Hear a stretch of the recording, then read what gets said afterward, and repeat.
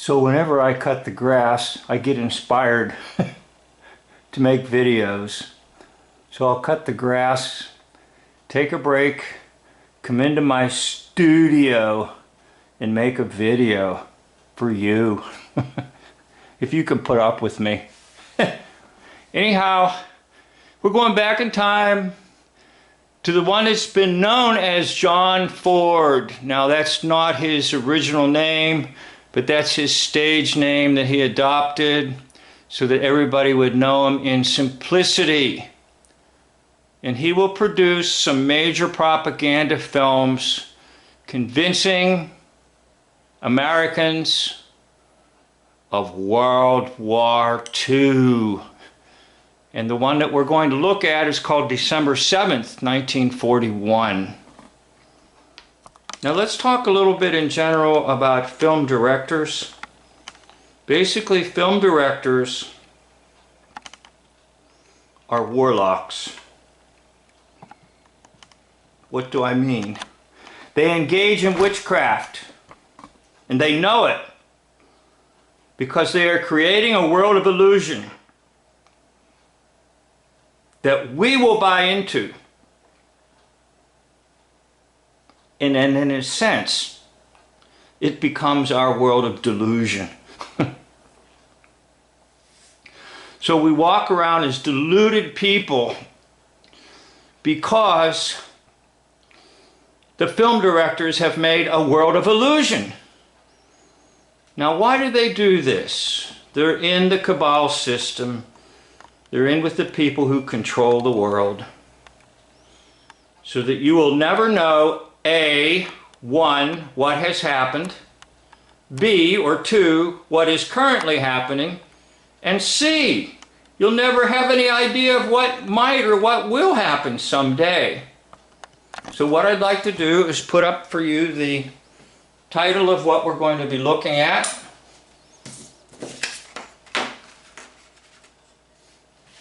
So that you can see it.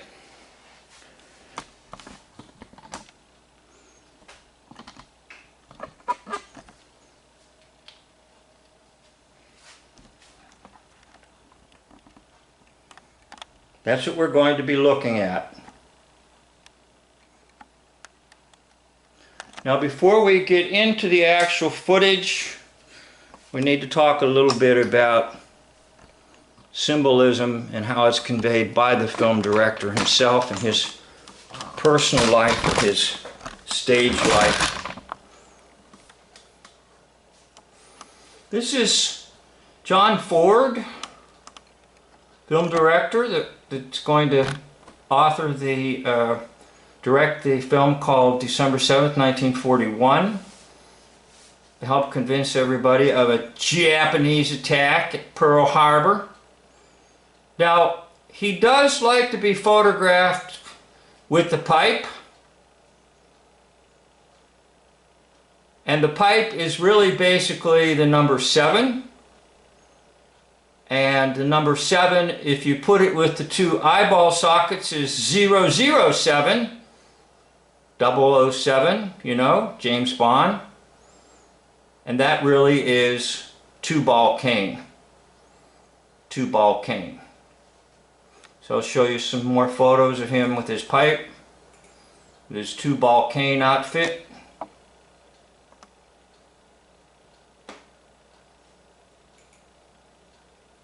Now on this one here, he'll put the other prop he likes to use, and that is the eye patch. And you know a little bit about the eye patch, the one-eyed symbolism coming from Zechariah, about the Antichrist. In other words, they are against the Christ. They are against the Word of God. They are against truth. And they are with the father of lies. Well, here's another one, very vivid, very easy to see. John Ford with his one-eye symbolism. Here's even a better one here where he really looks grumpy. By the way, that's what the devil will do. convince people the life that they're living is so wonderful and so glorious. But ultimately speaking, it's a life of terror, because the devil will control their lives completely and ultimately destroy their lives. But you will never hear about that in the so-called news. Alright, so we're going to go to December 7th, 1941. Just hold on with me here.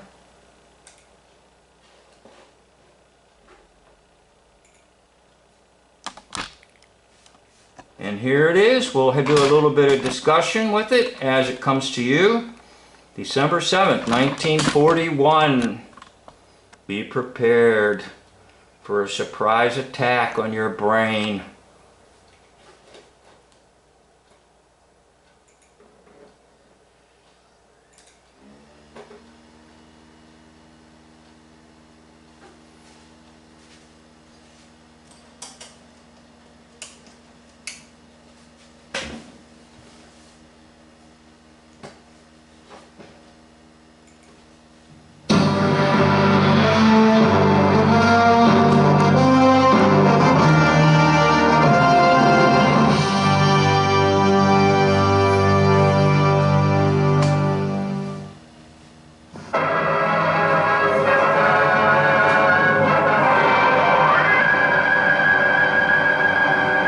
Your War and Navy departments present December 7th.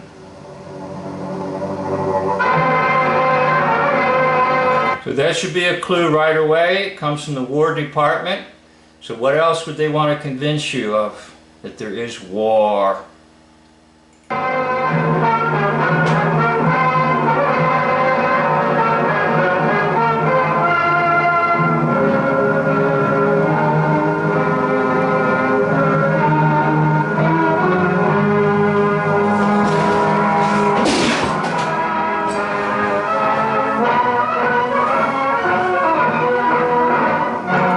Okay, now they're going to try to tell you that they're going to present things factually as they actually existed in Hawaii.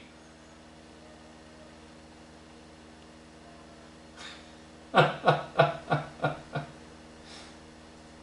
Secretary of War is going to tell you this is factual.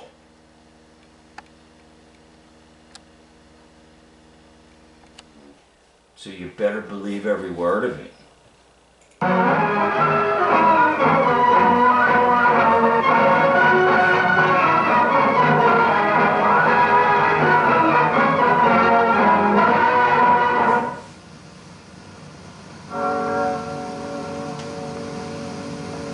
Early Sunday morning on the island of Oahu.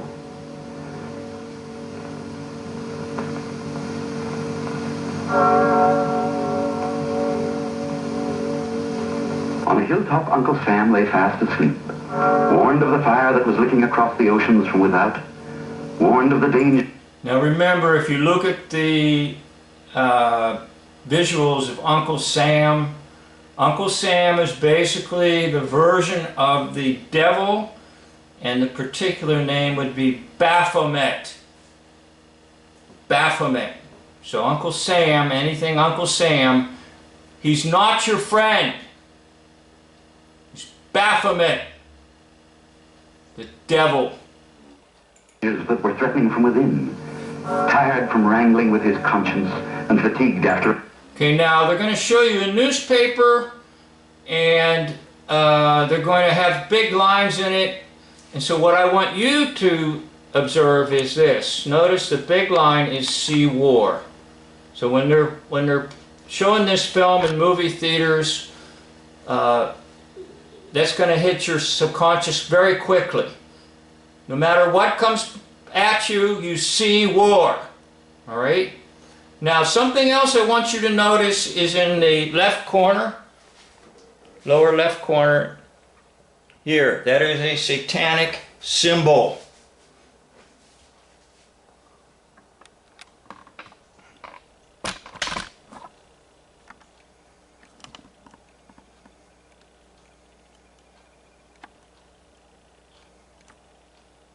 Uncle Sam is using a satanic symbol on you and on me to invoke the powers of evil, so that you buy into all this.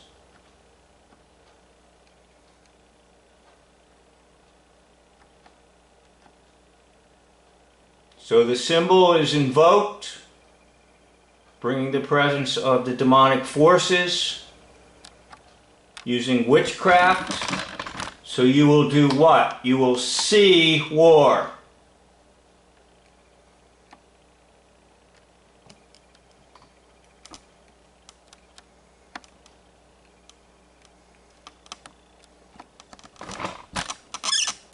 Okay, let's get back to our exciting program here.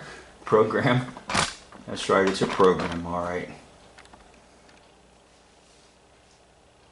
A long, dark night full of disturbing events, as indeed the year 1941 was. He slept in the early Sabbath calm. Safe and secure behind its military and naval ramparts, the city of Honolulu, like many another unsuspecting American community, was also asleep. Notice the chiming of the bell. It's kind of eerie. But bell is just another form of Baal or Baal, another name for the devil. So the usage of a bell in the background, or chime there, is trying to tell you we're invoking Baal. At all the Army and Navy establishments on the island, after repeated warnings from the War and Navy departments, a number 1 alert had secretly been in effect for 11 days. This alert provided suitable defense against possible acts of sabotage. Now I want to ask you a question. Would you like to be the soldier on top, standing there like that? Now the reason I bring that up is, if you study the history of trains, one of the greatest inventions was the air brake system by Westinghouse, because air brake men used to ride up on there like that, and the deaths were numerous. Numerous! So it's all phony. Soldiers don't stand on top of a railroad car like that. And uprisings within the island itself, but made no provision against attack or invasion. At Hickam Field, the Army's bomber base, precautions were taken to safeguard the equipment against sabotage. Hence, on this Sunday morning, the planes were concentrated in hangars or lined up row by row on the open field. Okay, so he's going to mention Sunday morning. Now that's important, and I'll get to that in just a minute. To give you a clue, this was filmed well in advance of December the 7th, 1941. I mean, prior to it was filmed. Immediately adjacent to Hickam Field is Pearl Harbor, the Navy's $100 million fist. Here, on this morning of a tragic day of reckoning, capital ships... Okay, now, he's chopping at your head. He's chopping at your thinking process. Okay, there's no reason why somebody would be next to the bay like that chopping at something. He's hacking your mind. Okay? Heavy and light cruisers lay at anchor. At anchor too lay several destroyers, tenders, minesweepers, and repair ships. 86 vessels in all. By 7 o'clock, the city began to stir. For the most part, the atmosphere was serene and quiet. At Hickam Field, ground crews were at work. On a dock in Pearl Harbor, a few bluejackets idled away a few minutes. At Kaneohe, a field match was being held. Shipmates, today is the third Sunday of Advent, the 7th of December, which means that Christmas is not far ahead. I don't have to remind you fellows that the old Early is about to shove off, carrying Christmas gifts and letters to the home side. Why not buy them a few presents? Might get mother a Pikaki lei, or little sister a blue skirt. I think they'd rather have something from little Johnny out here in Hawaii. This is the time when you're going to be missed.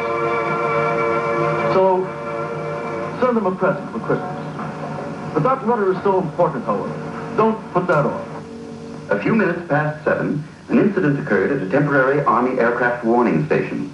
This station, as indeed the entire aircraft warning system, had officially closed at 7, but Private Joseph L. Lockhart, who had been receiving training here, was granted permission to remain at the station. While listening, he discovered something coming over the detector that alarmed him. He listened intently. Then, certain of his findings, he called the Central Information Center. An inexperienced lieutenant answered the phone. Excuse me, sir, this is Private Lockhart. I believe a large flight of planes are approaching slightly east of north of Oahu at a distance of about 130 miles. Must be wrong. We're expecting some B-17s from the mainland. Thank you, sir.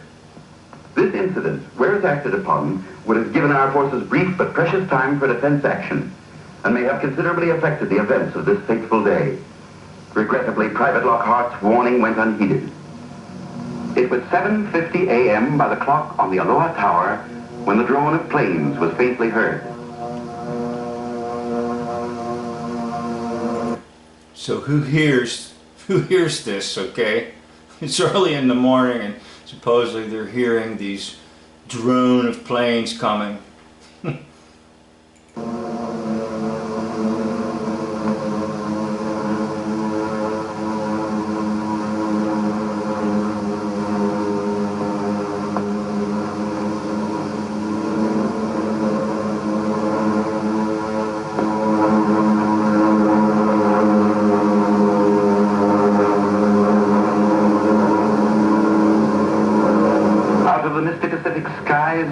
Like tiny locusts, they swarmed in from the... Now, the usage of locusts is interesting because it was one of the 10 plagues in Egypt inflicted upon the Egyptians, and also the swarm of locusts will reoccur in the book of Revelation. It's kind of an end-time judgment on the world. So you have this idea of judgment when he uses locusts. Now, it looks to me like some of the background of those clouds could indicate there are some demonic embedded entities, but I'm not going to do it. I'm not going to focus in on it too much. Well, maybe I will. Okay, it looks to me like right here you can see it. It's kind of blurry, but you can see the face. It looks like a Martian face or something right here in the center. Again, it's supposed to be the cloud background. Now, it's a low quality film. I'm sure many copies have been made, so it may not come across on the camera as I try to enhance it.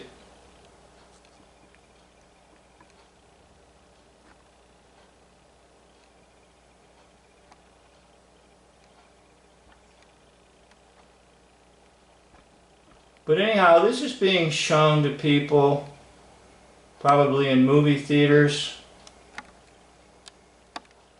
across the land to try to convince them of some terrible thing that's happened in Pearl Harbor, which is thousands and thousands of miles away from all Americans. So there's no way they can confirm anything except what they're told through these fake newsreels. And I'll try to do a little more on this December 7th thing for you. Now, I wasn't sure what that priest was saying, whether he said the first Sunday of Advent or the third Sunday. I thought he said the third Sunday, and I was going to make a little bit of a thing on that about Advent means arrival or coming. The coming. The coming of, or the adventus of the Japanese. Now, he was using it in a religious context, and I thought he said it was the third Sunday of Advent. I didn't pick it up on the screen, but it actually would have been the second Sunday. It was not the first Sunday and it was not the third Sunday. It should have come across second Sunday of Advent.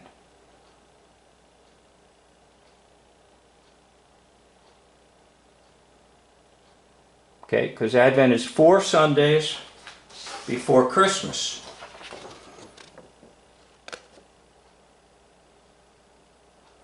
Now I didn't pick it up when he spoke, whether he said, I don't think he said second Sunday at all. So that kind of is a clue to me that this was filmed well in advance.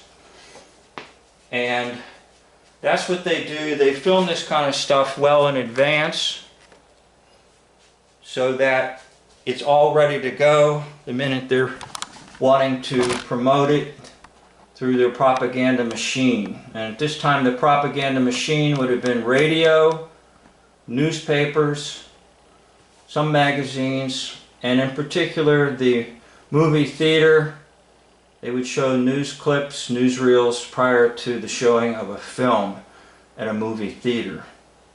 Anyhow, John Ford is a warlock trying to convince the world of something that really never happened.